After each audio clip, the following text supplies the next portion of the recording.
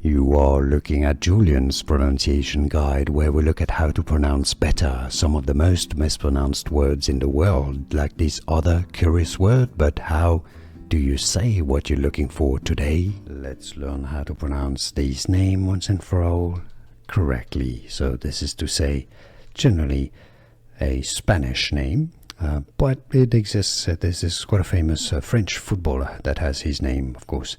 It's going to have Spanish origins, but the Spanish pronunciation is generally as Valbuena. Valbuena, with a V pronounced like a B. In certain countries, Spanish-speaking countries, the V may be pronounced like a B, therefore pronounced like Valbuena. Valbuena.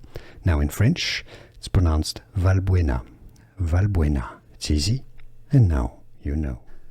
Here are more videos on how to pronounce more confusing words and names too many mispronounced. Like this video if you found it useful. I appreciate your support. I'll see you soon, and thanks for watching.